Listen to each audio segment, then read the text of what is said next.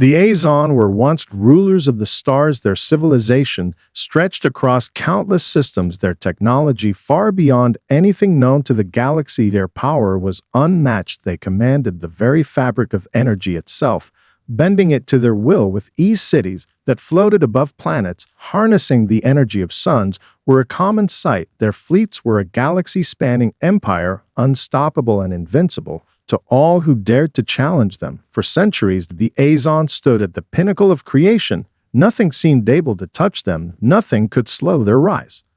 But then came the event, an unexplained cosmic phenomenon that tore through the very core of their existence.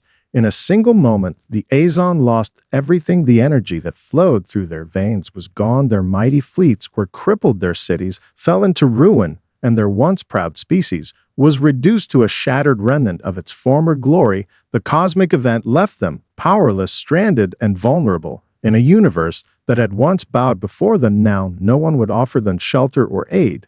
The Azon traveled from planet to planet seeking refuge, but everywhere they went, they were turned away. Alien civilizations that had once revered them now viewed them with suspicion. Their former allies feared the weakness that had overtaken the Azon, and their enemies took delight in their fall from grace. The Azon became wanderers, outcasts, cast aside by a universe that had once feared them. Their knowledge and abilities were no longer of value to anyone. They were a species in decline, and they had nowhere to turn. Despite their many attempts at reaching out to other races, the Azon found no allies. Not even the mighty Varnori or the warlike Zaldans would offer them sanctuary. These races had their own fears and agendas, and the Azon were now nothing more than a relic of a bygone era, a symbol of power lost, and a cautionary tale of what happens when even the mightiest fall from grace. And so the Azon continued their endless journey through the stars, growing weaker. With each passing year, their numbers dwindled, and hope began to fade. It was during one of these long and weary travels that the Azon stumbled upon a strange and unexpected sight, a human colony on the fringes of known space. Their technology was rudimentary at best. Their ships were small and unassuming compared to the towering vessels of the Azon. But there was something different about them. The humans seemed to possess a kind of unyielding spirit that no one else had. Their society, though primitive in comparison to the Azon, was thriving. Their colonies expanding across the stars, and for the first time in centuries, the Azon saw something they had not seen in a long time: hope. The humans were nothing like the powerful species the Azon had known. Their technology was far behind the Azon in every way. They had no cosmic energy manipulators, no vast fleets, no advanced weapon systems, yet they thrived, they fought, they survived, and they pushed forward into the unknown despite all the odds against them. There was a resilience in humanity that the Azon had not encountered before. They saw it in humans, something that had been lost to them, a drive to survive, a hunger to learn, and a willingness to face the darkness of the cosmos with courage. And so it was that the Azon came to a realization they had nowhere else to turn. The human colony was their last hope. The humans might not have the power to give them the strength they had once wielded, but perhaps they had something else, something the Azon had forgotten: the power of hope. The Azon would approach them, they would offer their knowledge, their secrets of the stars, and in return, they would ask for one thing: protection, safety, a place to call home. The Azon had nothing left to lose, but the humans they had never expected to seek help from might be their final chance for survival. And so they prepared to make contact, knowing full well that this fragile new hope was all they had left. The Azon fleet descended toward the human colony, its ships small and battered compared to the grandeur of their past, their once shining armor now dulled and scarred from years of travel and conflict. The humans watched with suspicion as the fleet entered their space. Their sensors detected the strange ships, and their primitive weapons were ready. The humans had faced threats before, though never anything like this. The Azon were known across the galaxy. Even in their weakened state, they were still a powerful presence, or so the humans believed. At first contact, the Azon offered nothing but their words. They sent out a message requesting a meeting. The humans responded cautiously. The colony was not prepared for a large-scale diplomatic encounter, and they were unsure what to expect from these visitors. The Azon appeared through holograms, their figures tall and elegant, Though they looked different now, their faces gaunt, their eyes sunken from the hardships they had endured, they spoke calmly, their voices carrying the weight of centuries of experience, but also the weariness of a species that had lost everything. They pleaded for asylum, a place to rest and rebuild. They offered nothing in return except their knowledge.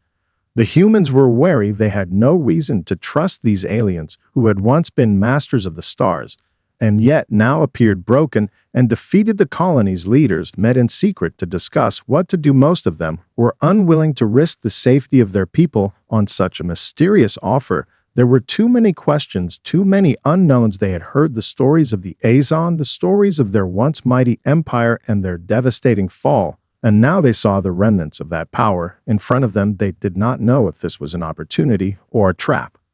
But there was one leader who felt differently. Captain Rhea Albright had spent her entire career protecting the colony from threats, both foreign and domestic. She was no stranger to danger and knew the risks of ignoring a potential threat. She was also not naive. She understood the weight of the Azon's request and the desperate look in their eyes. She saw the same hunger for survival that she had seen in her own people when they first landed on this planet. Rhea understood what it was like to fight against the odds, to survive in the face of overwhelming adversity. And something about the Azon's pleas struck her deeply. Perhaps the very thing that had once made the Azon great was the thing humanity needed most right now: hope.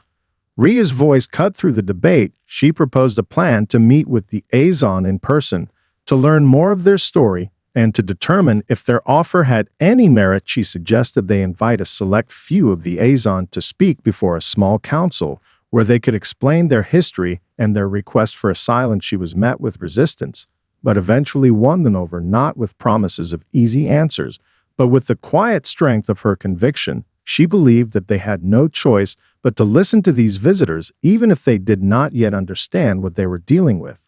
The meeting was arranged, and the Azon came forward, their appearance strikingly different. In person, their tall, slender bodies moved with an elegance that belied their current frailty, but their eyes burned with the same intelligence that had once commanded entire civilizations. They spoke of their fall and the cosmic event that had left them powerless. They described the horrors they had witnessed, the isolation they had endured, and the endless rejection they had faced across the stars. They explained their offer, their knowledge of energy manipulation, and the secrets of the cosmos they had once shared with only the greatest of empires. They asked for nothing in return but sanctuary.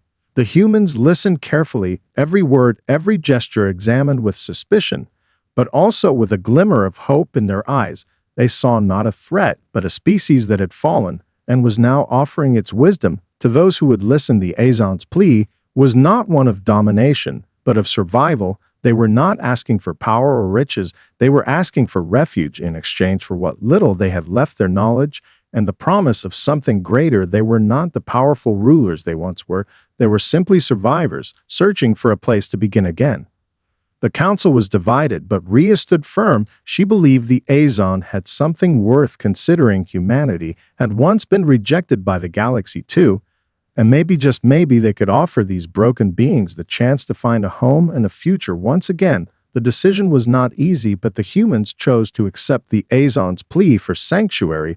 They knew the road ahead would be difficult, but it was their only chance to truly understand the legacy of the Azon and what it could mean for their future. The Azon were granted a place within the colony. Though it was not without caution, the humans offered them a small section of the settlement far from the main hubs of activity. As a place to establish themselves, the Azon were given access to the basic amenities, but not much more. They had no real resources of their own, no way to trade or contribute, but their presence alone caused a ripple across the human colony. The humans whispered about the Azon. Some feared them, others saw them as an opportunity. The leaders of the colony watched closely, unsure of what would happen next. Rhea Albright had made the decision to trust the Azon, but she too could not shake the unease that came with allowing a species that had once been so powerful into the heart of their society. She ordered her team to monitor the Azon closely, ensuring that no dangerous actions would come from their presence. At the same time, she arranged a series of meetings between human scientists and the Azon, hoping that they might be able to unlock some of the ancient knowledge The Azon claimed to possess the Azon, were willing to share what little they could, but their weakened state became increasingly apparent. It was clear that their abilities had deteriorated far beyond what they were willing to admit. It wasn't long before the humans began to notice something strange. Despite their deteriorating condition, the Azon still seemed to possess an innate understanding of the universe, a kind of cosmic intuition that allowed them to make discoveries seemingly at random. They guided human engineers and scientists in directions that seemed impossible at first, but quickly proved to be effective. Humans began to create new energy-efficient systems based on the theories the Azon spoke of. Despite the Azon being powerless, their minds were still brilliant. Their knowledge, untouched by time, and their guidance brought about a series of breakthroughs that humans could not have achieved on their own.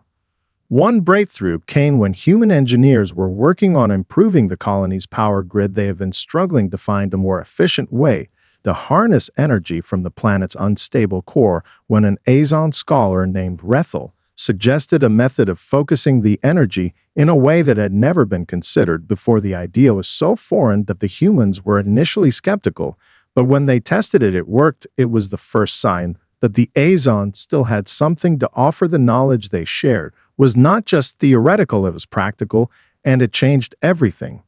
Word of this success spread quickly and more humans began to engage with the Azon, some out of curiosity, others out of desperation. The Azon's influence began to grow, though quietly and subtly. They were no longer seen as just beggars seeking refuge, but as beings who could offer something of true value to humanity. The Azon spoke of the cosmos in ways that were unfamiliar to human minds.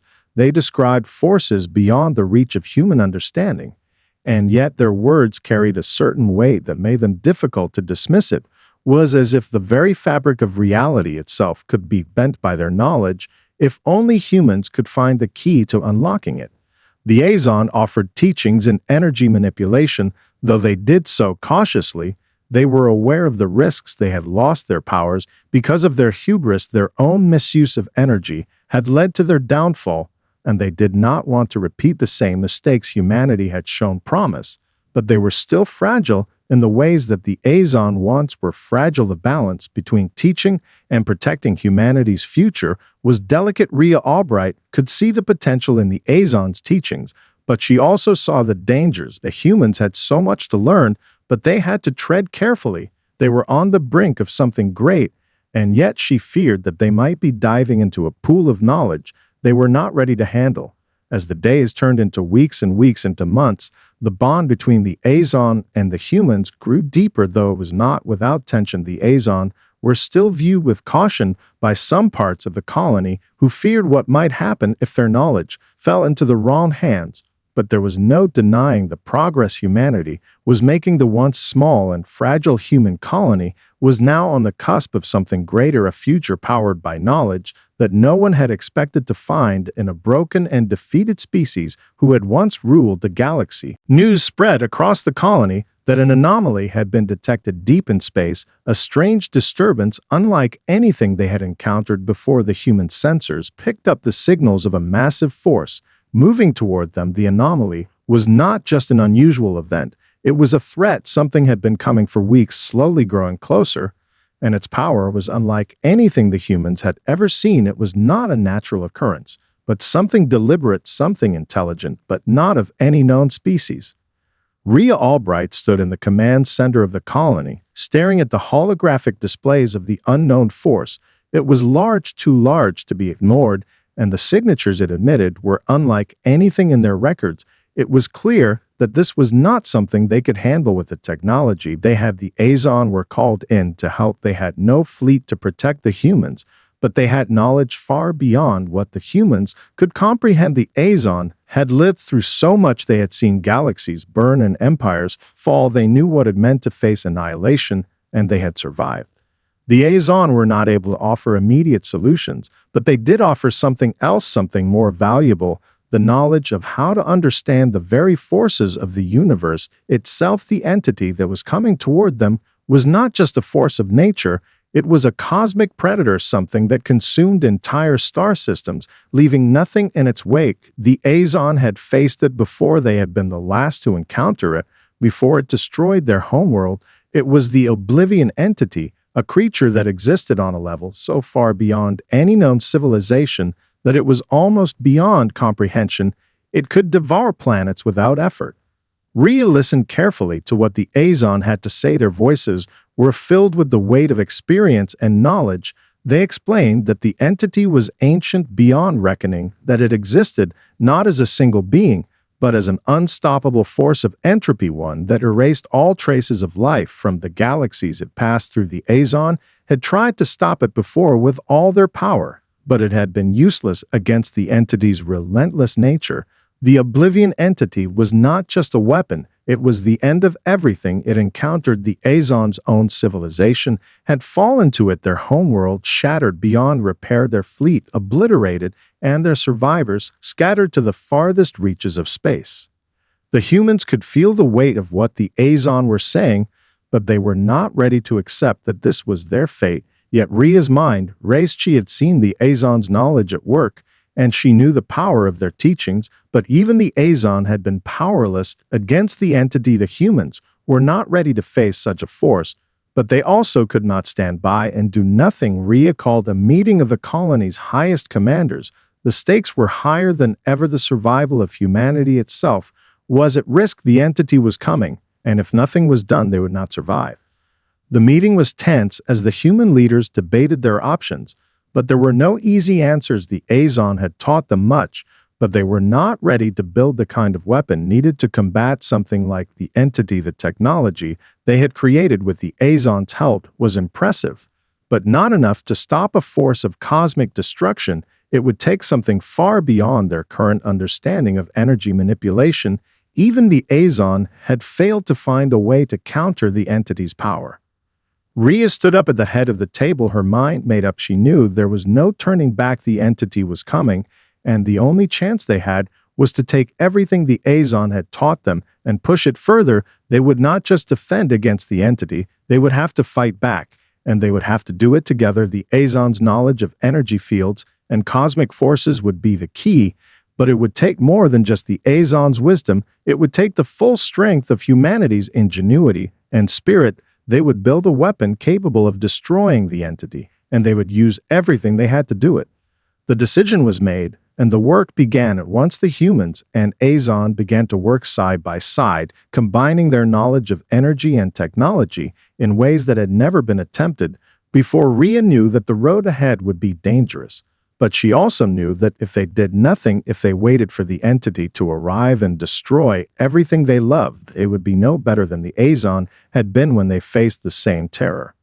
The clock was ticking. The entity was still coming, and every moment that passed made it more certain that this was their only chance to survive. The construction of the weapon began immediately. Every available resource was dedicated to the task. Human engineers worked alongside the Azon scholars who had once wielded the power of the stars, their minds melding together in ways that had never been seen before. The goal was clear.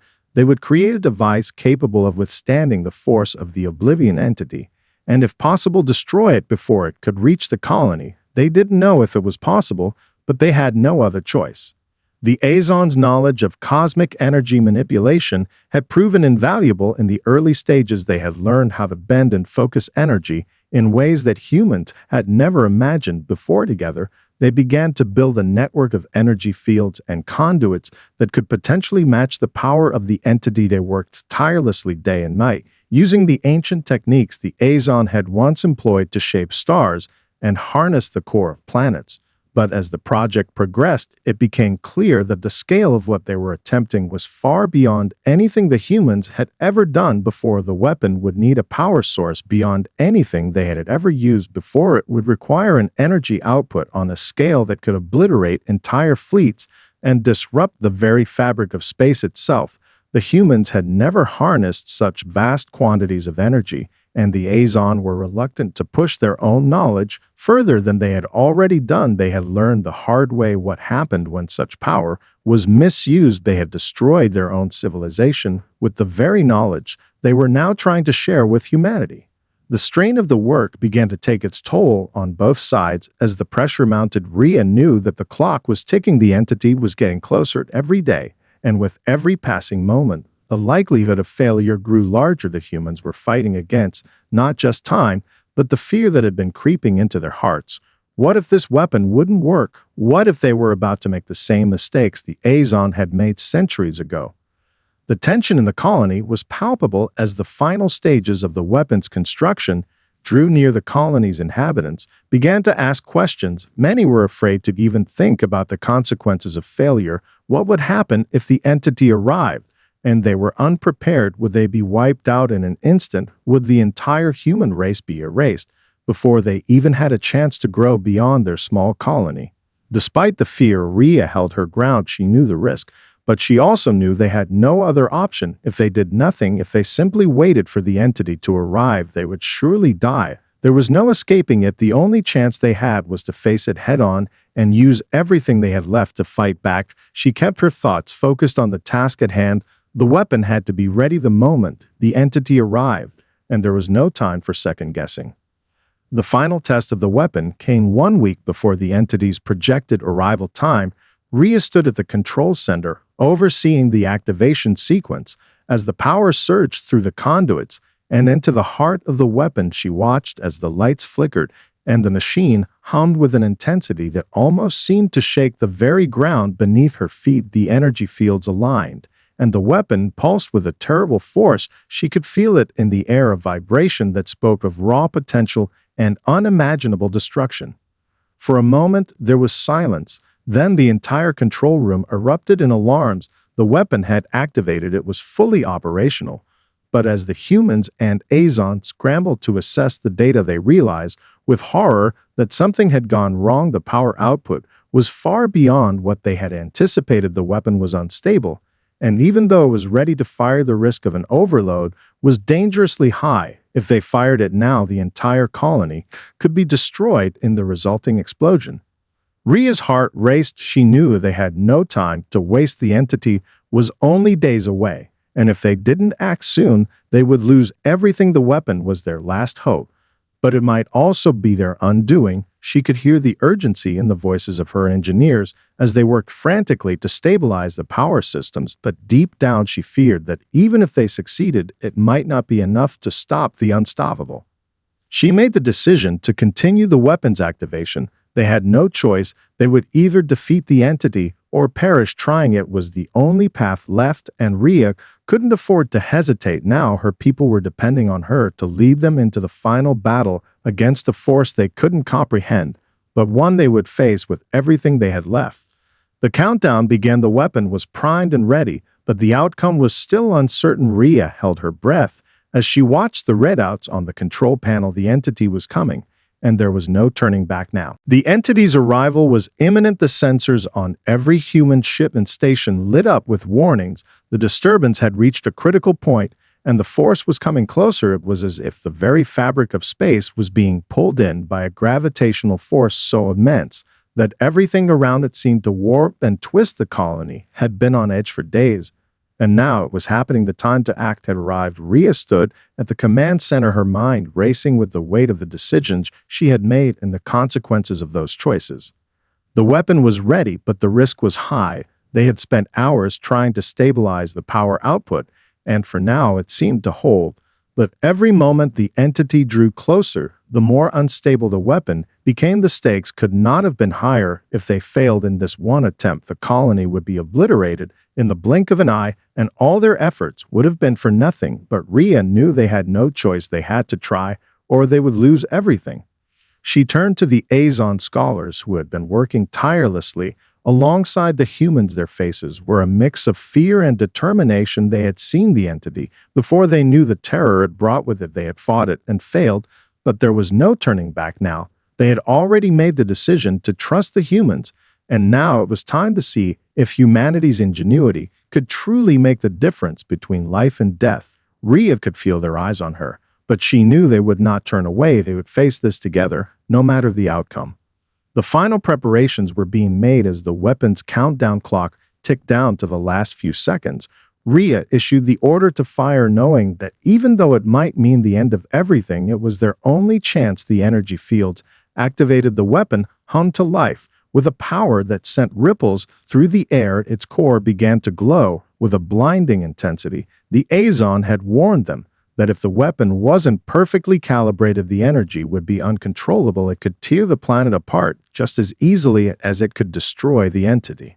And then it happened. The weapon fired a concentrated beam of raw energy that cut through space like a knife through the fabric of reality. The beam tore through the void toward the entity, a light so bright and powerful that it seemed to consume everything in its path. For a moment, there was nothing but silence and light. The beam shot forward at incredible speed, and the entire colony held its breath waiting for the impact. When the light faded and the dust settled, there was a collective gasp of disbelief. The entity was still there, but it was different. The beam had struck it, but the entity did not disappear. It had been slowed, it had been damaged, but it had not been destroyed. Ria's heart sank as she saw the massive shape of the entity looming in the distance. It was still coming toward them, but now it seemed to be moving more slowly, as if the impact had caused some sort of distortion in its path. The humans and Azon watched in awe as the entity reeled from the blow. It had been wounded, but not defeated. The weapon had not been enough to destroy it, but it had bought them time. The entity's approach had been halted, and now they had a chance to regroup and prepare for the next phase of the battle. Ria issued orders immediately to begin the final phase of their plan. They had to be ready for the entity's next move, because they knew it would not stop until it had consumed everything in its path. The battle for the survival of humanity and the Azon had only just begun. The weapon had proven that they could hurt the entity, but not destroy it, and now they had to find a way to finish what they had started. They needed to figure out how to push the entity back and ensure that it could never return, but time was running out, and the entity was already regrouping, gathering its strength for the next strike. Ria's mind was focused on the next steps. She knew that they were not out of danger yet, but they had made progress. The Azon were already working on the next phase of the plan. Their knowledge of the entity's behavior gave them insight into how to deal with it, and the humans were ready to fight back with everything they had left. The weapon had opened the door to a chance at survival. Now, they would have to push forward and hope that it would be enough to turn the tide. The entity had been hurt, but it had not been stopped, and now it was circling like a predator, sensing weakness in its prey. The weapon had given the humans a brief moment of hope, but it had also revealed something terrifying. The power of the entity was far greater than they had imagined. It was not just a force of destruction, it was a force of nature, an unstoppable wave of entropy that consumed everything in its path. The humans and Azon both understood now that they were dealing with something that could not be defeated by conventional means. They had to think beyond what they knew and approach this threat from an entirely new angle. Ria stood in the command center, once again watching the holographic displays showing the entity's progress. It was slowing down, but only just. The beam had bought them precious time, but they knew that it would not last much longer. The entity was adapting to the damage it had sustained, and with each passing hour, it grew closer to full strength. Again, the colony was still intact, but for how long? The Azon scholars were deep in conversation with human scientists, their minds working feverishly to come up with a solution. They had already tried everything they could think of, and yet nothing seemed to work. The knowledge they had shared was vast and powerful, but the entity was a force unlike anything they had ever encountered before. The question now was how to stop something that could not be understood or controlled, how to defeat a being that existed outside the very laws of nature as they understood them. Captain Ria knew that they were running out of time. She had already seen the toll the pressure was taking on everyone around her. The fear, the uncertainty, it was palpable. In every corner of the colony, the people looked to her for answers, but she had no easy answers to give them. They had tried to build a weapon powerful enough to destroy the entity, and it had worked to a degree, but they still had not figured out how to deliver the final blow. The Azon had told them that the entity could not be destroyed by simple force. It was not a creature that could be killed by conventional means. It had no true form to strike at, no weak point to exploit. Instead, it existed as an immense gravitational anomaly, a force that consumed space itself. Rather than a biological organism, they could not destroy it with weapons. They had to find a way to neutralize it, to disrupt its very existence. But that was easier said than done. The humans and Azon began to consider other options. Perhaps the key to stopping the entity lay not in destruction, but in containment. They could not erase it, but maybe they could trap it. Maybe they could create a field powerful enough to contain its energy and keep it from spreading further into the galaxy. It was a desperate hope, but it was all they had left. Rhea stood at the center of the room as the plans were drawn up. The final solution would involve every part of the colony, every piece of technology that they had at their disposal. The weapon was no longer just a single device. It would need to be integrated into a larger system, one that would require the combined effort of every human and Azon working together. The weapon would need to be amplified and redirected through a series of energy fields that would contain the entity's power long enough for them to create a cosmic shield around it, something that could trap it in place and prevent it from consuming any more worlds.